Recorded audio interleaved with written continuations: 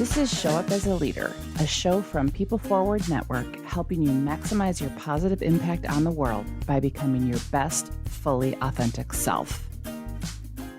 Hey, everybody. I am really excited for this conversation that I had with Brandi Olson. She believes that we shouldn't have to choose between doing good, important work and our own humanity.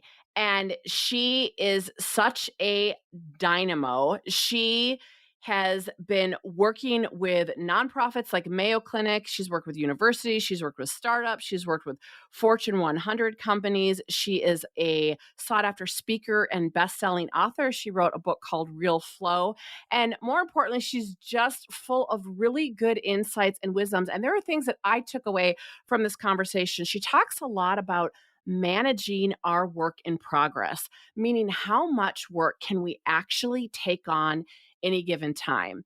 And for someone like me who seems to always overjam my schedule and it's an ongoing battle, this really resonated with me and really talked about where are we impeding our value versus adding to it, and where does the value flow through our lives, through our teams, through organizations. And she talked a lot about context switching, and really we know that we can't multitask, but really the realities of what happens when we don't give ourselves focus time to finish something. So I will tell you, I am walking away from this conversation already reimagining my calendar and schedule, which I think I've been getting better about, but there are some tangible things I'm taking away from this conversation. I hope you take them away as well and really start to look at how you can add value and be realistic so you can honor your humanity and be impactful with what you bring into work and what you bring into the world.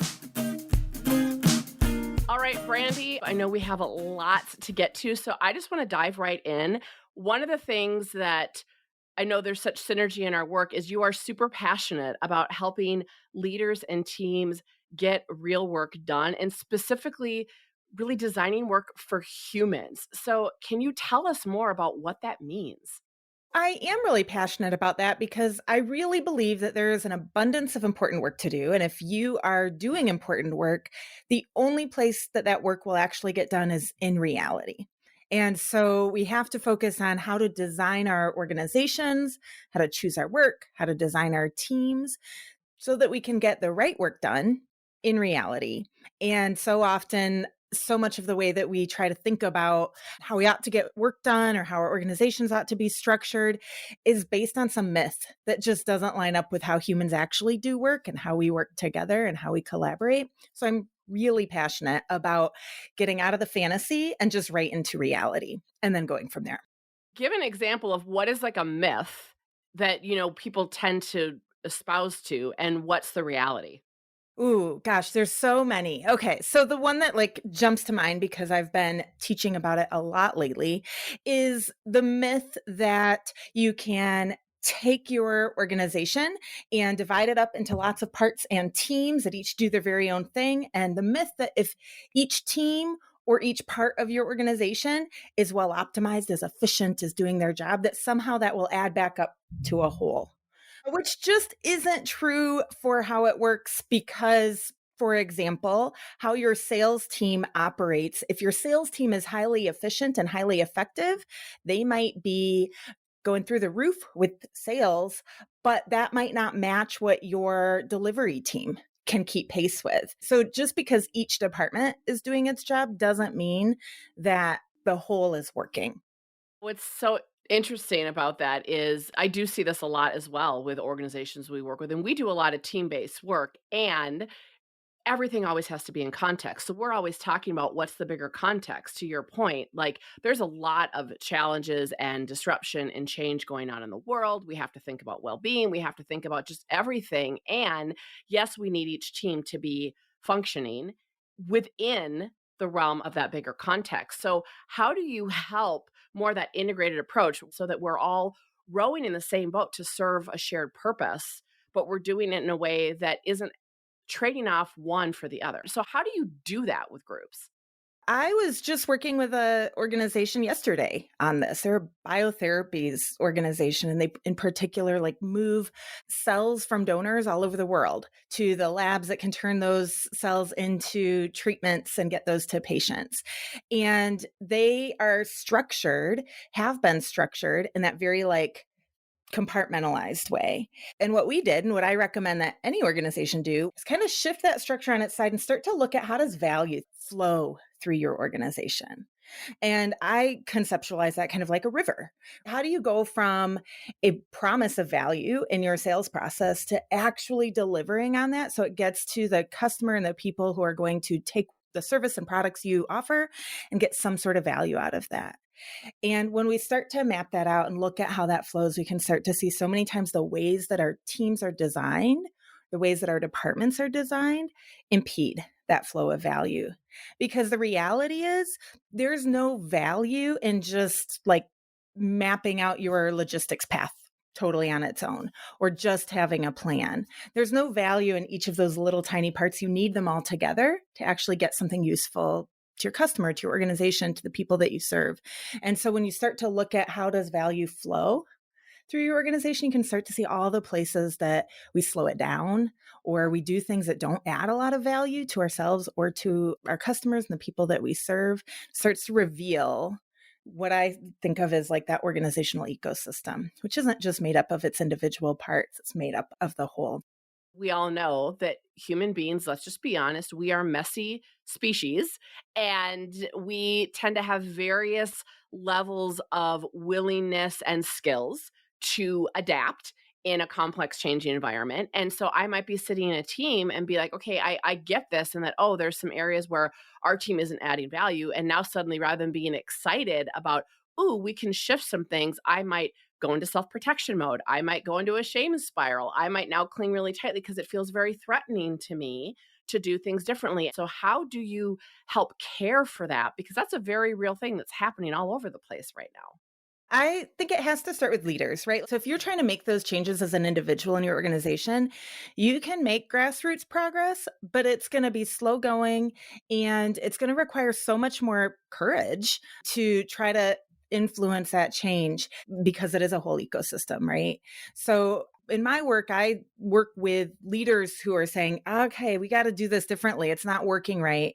We really work together to bring the entire organization into the process. One of the things that's true about people and change is we're actually really well adapted to change. Humans are incredibly exceptional in their capacity to adapt, learn, and change. But what is true about humans is that we have a limited capacity for how much change we can manage at any given time.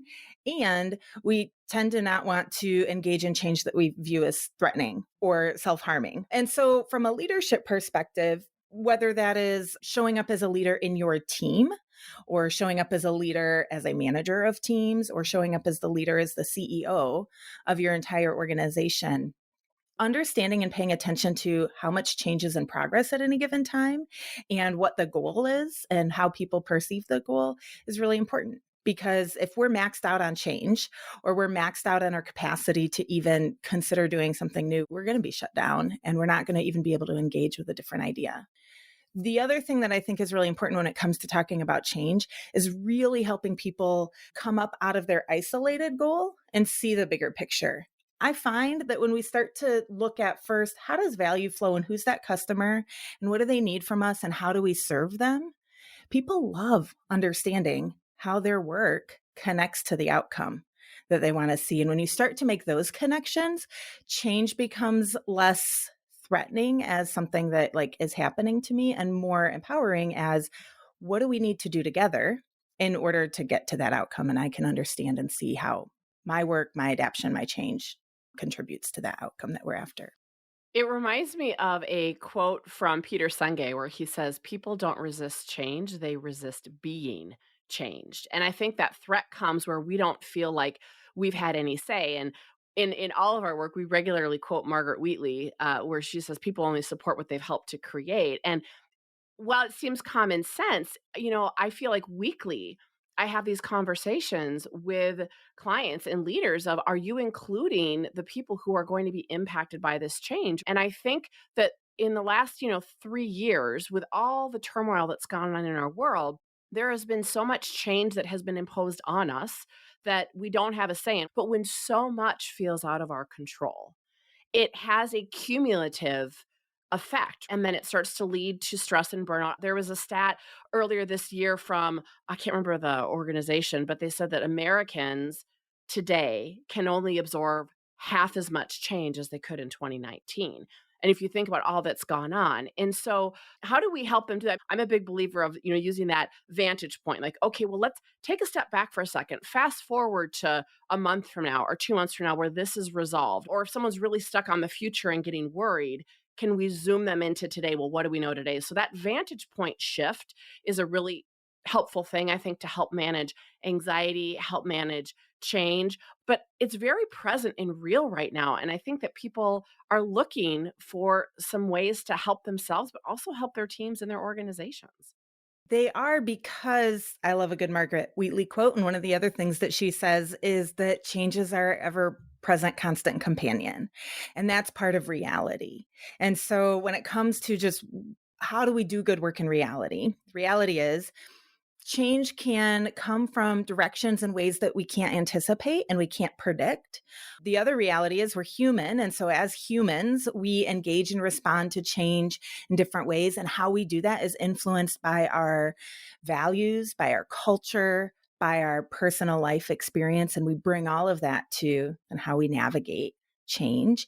And it's all around us, right? So, while we can't predict exactly what is going to change, from a leadership perspective, we can predict that something will change. And so we can design our organizations, we can design our teams, and we can design our culture to be adaptive and responsive in the face of whatever kind of change is happening. And I think there's a few things that can really help us with that. One is just to recognize that, like, we all bring a sense of cultural values and perspectives to how we engage with change. Some of us love it and thrive, and change has generally brought us progress and good things in our life. Some of us feel that change disrupts relationships and tradition, and that's not bad. But also, change keeps happening around us, right? So we still have to engage and respond to that. And I think that once we start to recognize just how we each bring our own unique life experiences to that, then we can start having conversations. So we have to start to look at, what does it mean to understand what kind of change is happening around us? Not all change is equivalent. And how do we navigate it together? And then how do we organize ourselves so that whatever comes next, we're a little bit more adaptive. We can learn a little faster what to do next and how to pivot and how to adapt. So, one of the other things as I think about that, you think about change, that I know you do this work and I think it's so relevant right now, is that there's so many things going on. And with so much change happening and so much disruption, where it can be good and it can be scary, right? Because it bumps us up against our need to cling to what's familiar and self protect.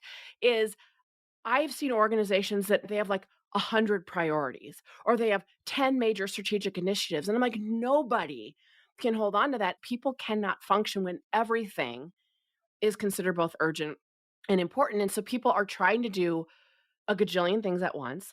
I've been working with teams lately where I literally am like, please, during this session, shut off your chat, shut off your email. And it's like mind boggling for them. And I'm like, do you give yourself permission to do one thing at a time? Because we know that we can't multitask, it's attention shifting. And so you talk about this idea of organizational multitasking and how that is really detrimental to us. So, talk about how we can work through that and what organizations need to watch out for and what can be helpful to set us up for success.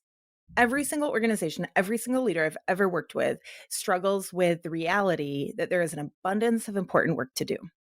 And you can say no to 1,000 things that aren't as important and still be left with an amount of work that is all important, all high value, and still exceeds your capacity to get it all done at the same time. And so we need to prioritize because everything is important. And I think so many times we feel like I can't prioritize because everything is important. But we actually need to work on our prioritization because everything is important. And so if you actually are looking at a list of 10 initiatives that need to be done by the end of 2023, You have to prioritize so you can get them done, not just get them started.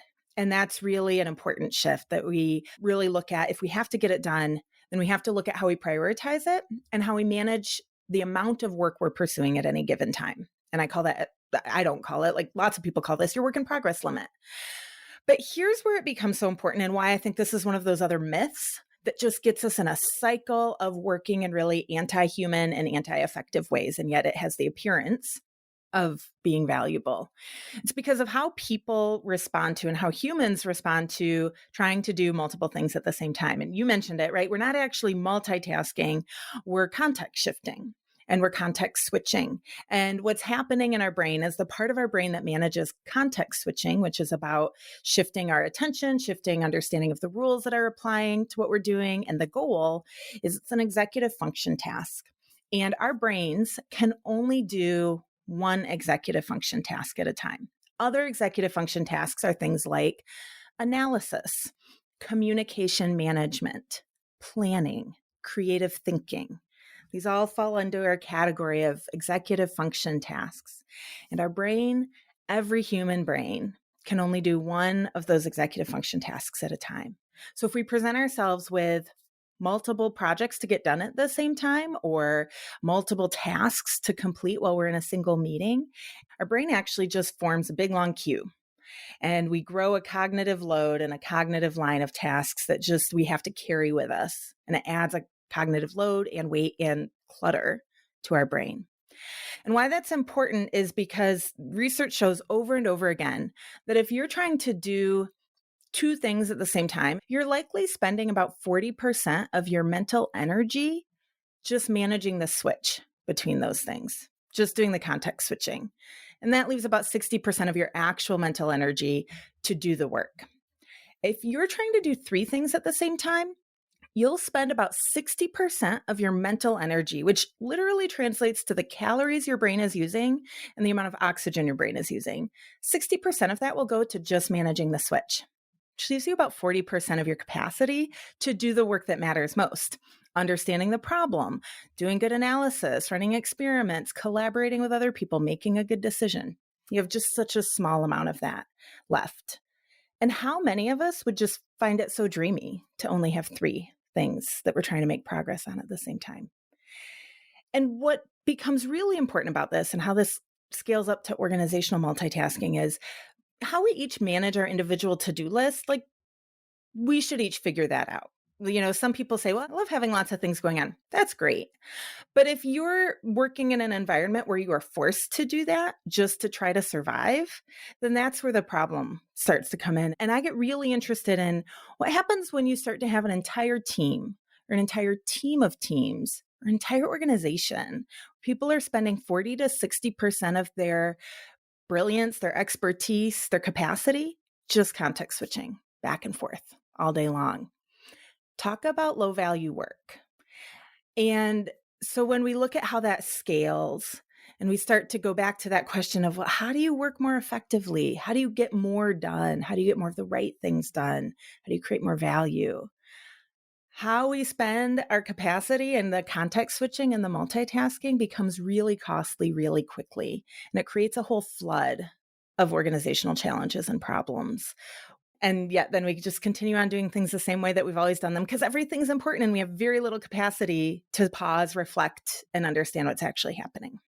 Gosh, there's so much in that I could unpack. But, I hear people all the time. I hear leaders say, I'm down some team members, so I have to pitch in and do it. I'm doing the work of 2.5 people. My team members are doing the work of 1.5 people. And we don't recalibrate the expectations of what we can deliver. We just are like, well, we have all this work to do. And so we have to figure out a way to get it done, even though we're down 10 people. And so if you are an individual that's happening to, what do you do about it? Because I think it's easier said than done to say, hey, like I've coached people to say, you need to have a really authentic, courageous conversation with your leader to level set expectations. But sometimes there's not that psychologically safe environment to be able to do that. So, how do you help move from this, I'm just going to say, kind of this epidemic of context shifting that's all over the place to helping people and organizations get the best out of everybody where they truly can use their brilliance on work that adds value versus shifting from one thing to the next? I asked a similar question on LinkedIn last week about layoffs because I'm really interested in what happens to the team that's left behind that isn't laid off, right? And one of my colleagues, Steve, he wrote and he talked about the conversations that he's had to influence around how is our investment changing? Because if we're laying people off, we're saying we can't afford the investment we're currently making in our work. And so we're going to lay people off, which means we need to articulate what are we not doing now? And rarely does that happen, right? More often, what happens is we're laying people off and it's all important, and we actually still need to move faster. So everybody keep going, which creates a whole host of problems.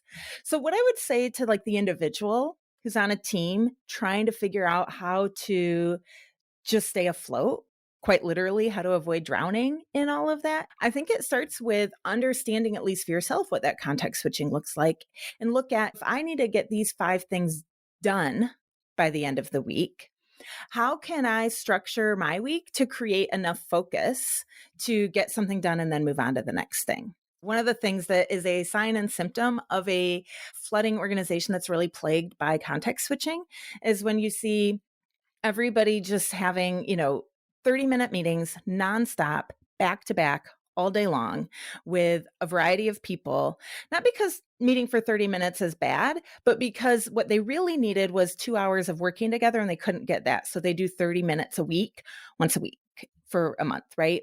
And the reality is that working for 2 hours straight with a group of people to get something done is not the same as working 2 hours, 30 minutes at a time once a week. And this is where the principle comes into play of managing our work in progress, how much we're pursuing at any given time. If you take whatever that decision is that needs to be made, that you needed a 2 hour working meeting for, and you meet for 2 hours, you make the decision, the work gets done, and you move on. You got that done in a day. If you divide that up and you do 30 minutes once a week over the course of the month, it takes you a month to get to that outcome, that decision, that work, whatever it is, and whatever value is going to come from it is delayed for a month. You open yourself up to a lot of waste, that the thing that you were working on gets interrupted, changes, and now you've maybe put a couple hours into it and you just have total waste of what you've done. So looking back at like what is within your sphere of control and how can you create just a little bit more focus, which might be hard to do and still might feel like you're moving upstream to get that done. But every little slice of focus and self prioritization that you can do will make a significant difference in your capacity and your energy at the end of the day. There's so much value in that, and you know what I think about to piggyback on that is, in addition, I think we have to be aware of and communicate our working style and working needs and how we process, because and this is not that someone's better than another. Some of us process more quickly than others. Some people need to sit and think and absorb stuff before that they're gonna get off go. Some people work at a quicker pace than others, and again, it doesn't mean one is better than the other, but I think we have to honor that. It's coming back to, do we know our own what we need to be successful? Are we communicating that and advocating and setting healthy boundaries? And are we respecting other people's boundaries? I was having a conversation just a couple of weeks ago with one of the organizations I'm working with. They're a PR agency. They have about 50 employees. And the CEO was noticing that and suspecting that her teams were really struggling with focus. And while they talked about it a lot, how to create focus, what they were finding is everybody was setting their own focus time separately. And so there was a lot of misalignment between getting information that you needed. Because if you sit down to focus and you don't have all the information you need, you're not going to get very far. And so they had talked a lot about that focus and the need to like do it individually. And this is another example of, are you optimizing individually for your individual self or for an individual team or for the whole? And in this case, well, it was true that everybody had different preferences for like when their focus time was. It was impeding the flow of work and impeding the flow of value because it was all chopped up and mixed up and nobody was actually able to get what they needed from one another on their team. And so the CEO had this conversation with some of her team leads, and then each like working group, each team got together and decided together to experiment with some shared blocks of focus work time. And they paired those shared blocks of focus work time with a very quick check in before, and then a check-in that happened between one focus block and the next day's focus block. Just a quick huddle so that they could make sure that everybody had what they needed. They would identify, like, maybe some people need to work together for this time. They just need to hop in a Zoom room or something like that. And the value of having a shared focus work time was that collectively they were able to effectively collaborate more, get what they needed, and they were seeing then, just even after a week and a half of that, just the flow of work happening, the ease through which their work was getting done. And that made a huge, huge difference then to the energy they had to bring to their work and how much start and stop and context switching was needed along the way, because they found that they were able to just flow the work with a lot more ease, and it made a huge difference. I think that's fabulous. And we also have to be honest, a 50 employee company is easier to do that with if you have several hundred or even several thousand. So for people listening that work in a larger organization, what are some of the things that they could do to start to move towards it? Or what are some ways to start to help create work to better serve how humans actually get stuff done? So I've also worked with organizations that have 300,000 people in them, right? And they're made up of thousands of teams. So what it looks like is moving down to the scale. So in a very large organization that has, 10,000 people, there's probably not a lot of value in the entire organization having the same block of focus, because the entire organization isn't actually collaborating and working together on a day-to-day basis. So it's really about figuring out who are the people that I get my work done with and how can we work together to create that focus. Now, this is where it becomes really challenging. If your organization is designed in teams of people who maybe all have the same job description but don't actually work together, this is going to be really, really hard. Working on 5 projects that have 5 different teams is very different than one team that has all the skills they need to get that project done working on 5 projects together. And so there's an element of complexity that grows if your team isn't actually the people you get your work done with.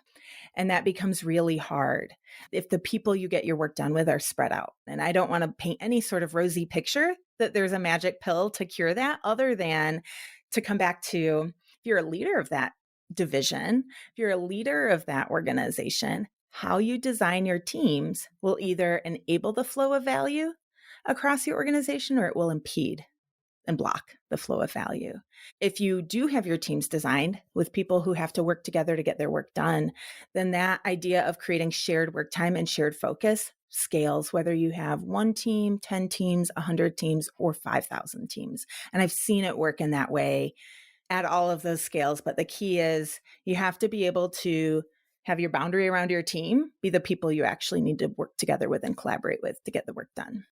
I love that. It makes me think because when this comes out, it's going to be the end of 2022. People are resetting, going into 2023. And I think if we started, and I'm even thinking for myself with my teams, if we started just having thoughtful conversations about, can we just realign right on our purpose? Can we realign on our core values, like why and how we're here? And can we realign of really what we're about to add value, whatever that looks like? Like if we can keep coming back to where we add value and have alignment and agreement. And then within that, like you said, that value flow, how does each project or each team or each individual, so people know where they fit on that flow?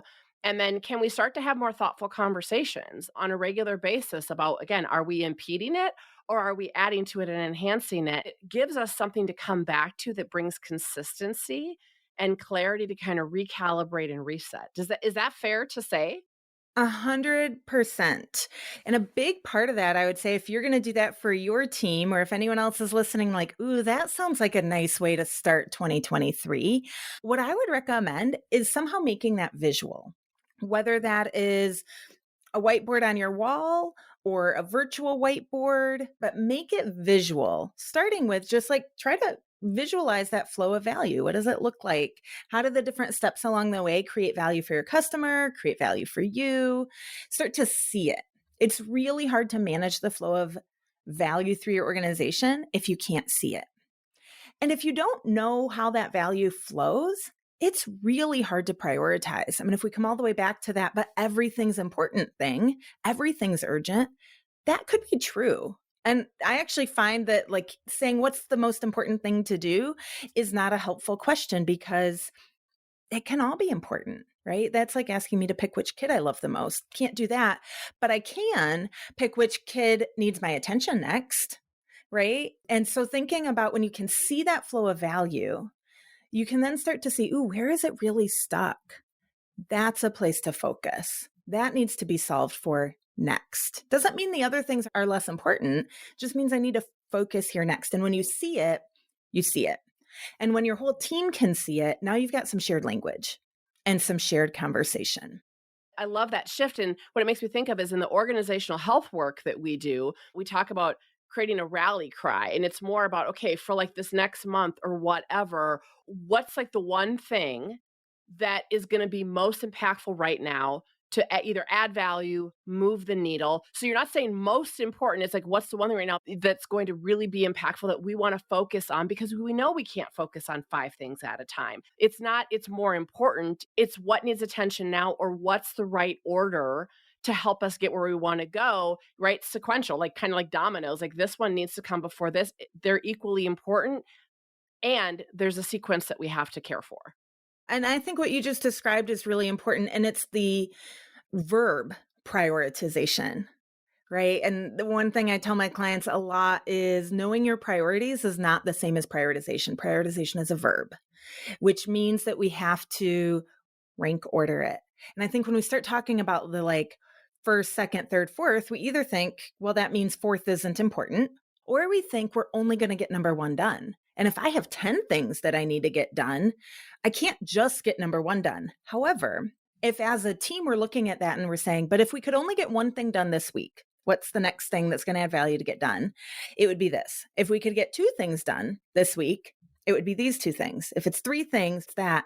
And what that does is it means that when we each are individually sitting down to do our work, we're all choosing to work on the things that are going to collectively get something done, as opposed to we know our team has 10 priorities. We know they all need to get done. And I'm going to sit down and I'm going to work on what I feel like working on today. And you're going to work on what you think you're going to work on today. And it probably doesn't align and it's not going to stack up to any of those things actually getting complete and done. It's going to take us a lot longer. So that ranking is really critical, looking at what's going to add value now. I love the word next. What do we need to get done next? Because it frees us from having to have a values conversation about the importance of our work. And it gets us focused on getting real work accomplished, done, and moving on to the next high value item. I love it. Yeah, it's next. It's not never, it's next. If I want to get from point A to point B, I have to take a certain number of steps or I have to drive a certain number of miles or whatever it is, right? It's like, what's next to get there? And can we align and be on the same page? You know, when I think about when people get overwhelmed or stressed or there's too many things going on or too many priorities, that can be very calming to go, what's next? And I'm clear about what I need to focus on and can add value this week or today, rather than getting overwhelmed by 100 things on my to-do list. Yeah. And it gives us a sense of control, which isn't bad. We all need control. We crave control. Our brains and our bodies want control. And so when you are focused on that, what next? One of the things you're doing is you're managing your work in progress limits, how much you're pursuing at any given time, which creates focus.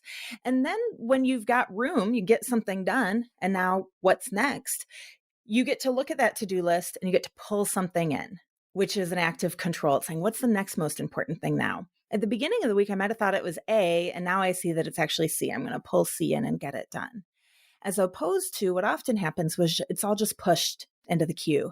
If everything can get started, then we are in a constant state of just being pushed at and flooded by all the important things. But if we create a boundary around how much work we'll do at a given time, then we get to use that boundary to have a sense of control. And what do you know, when we do that, we actually are able to work with higher quality. We get things done faster.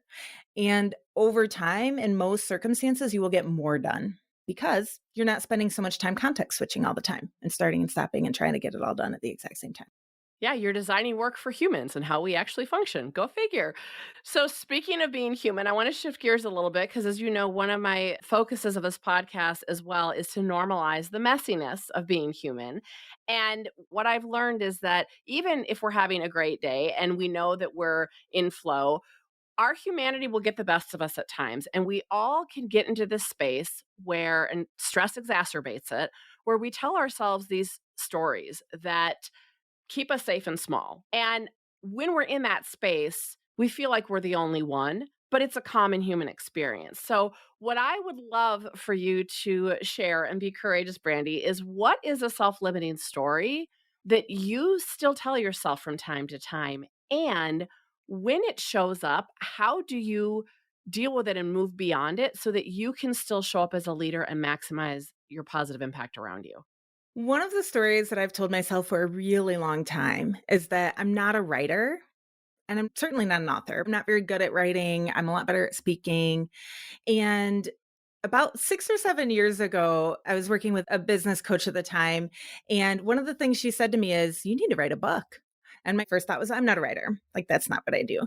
And she just from time to time would say this again, and eventually I decided that maybe I did wanna try writing a book because I'd been teaching and working with these themes around prioritization. How do we design ourselves to get good work done? And recognizing that, like, I kept wanting to like hand a book to the teams that I was working with and say, here, think about it this way, and have something that they could interact with on their own time, reflect on. And so I started to see that a book would be a good teaching tool because that's how I identify myself. I'm a teacher. Quite literally, long ago, I used to teach high school special ed. I'm a teacher. And so a book seemed like a good teaching tool. But I still told myself the story that I'm not a writer. And it took me 2.5 years to get my book done, in part because pandemic and emerging priorities and all those things. But along the way, I still held this like story that I'm not a writer. So much so that even shortly after my book came out, I was talking to somebody about it and I said, "Well, I did write this book, but I'm not really a writer." And that was my business coach who I was telling that to. And she just paused and she called me out on that. That, what do you mean you're not a writer? And she asked me to really reflect on that. And in doing so, one of the things that I recognized was like, I actually really loved the process of writing. And what I loved even more was having readers and having a way and a medium to interact with people that they could reflect on their own time. And that became really important to me. And so I've been really wrestling with that over the last few months as well, feeling this pull to, I kind of like writing. I am an author. If I'm an author, how am I not a writer? And so I'm wrestling with that and I'm stretching myself in that way. And I'm trying to create some time to continue writing as opposed to, I authored a book, I wrote it once, and now I'm done and I'm moving on to what does it look like to have writing be part of my own leadership practice? And I don't know all the answers to that, but I'm sorting through it and I'm giving myself some time and space to like try on that idea.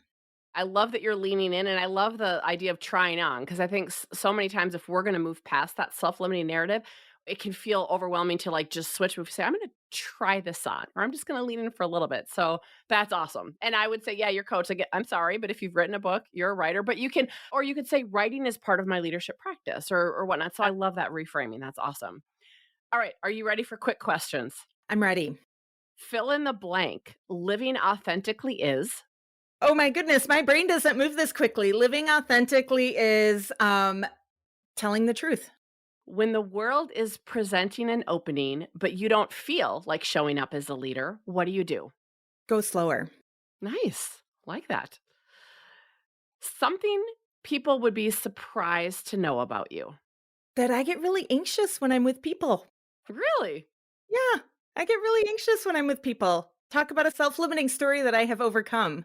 It used to be that I'm not a people person and I'm awkward around people. And I realize that's not true. I just have an internal like practice I need to do when I'm interacting with other people.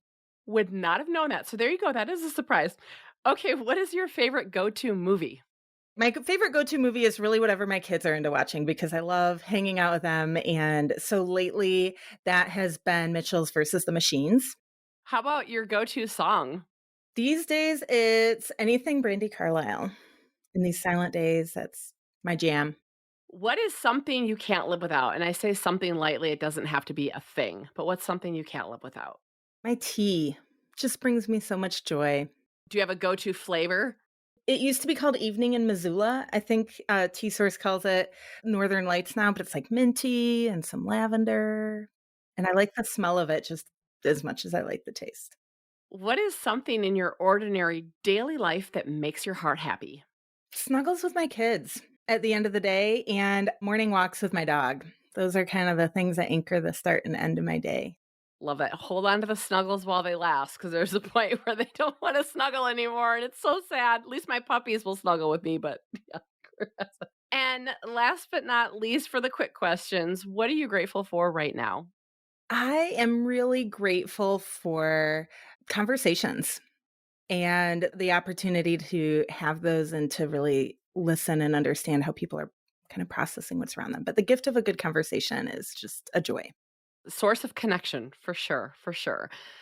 Well, I want to let you close with one final question. Brandy, if you could challenge leaders everywhere to practice this one behavior that would create more human workplaces and equip everyone to show up as a leader, what would that be?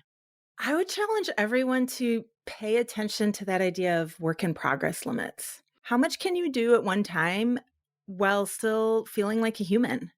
And experiment and figure that out, and then use that to make prioritization easier, to get more work done, but to really pay attention to what's the boundary around how much work I can pursue in any given moment, and then work with it as opposed to fighting it and see what happens. I'm Rosie Ward, and this is Show Up as a Leader. To learn more, head over to peopleforwardnetwork.com and, of course, hit that follow button.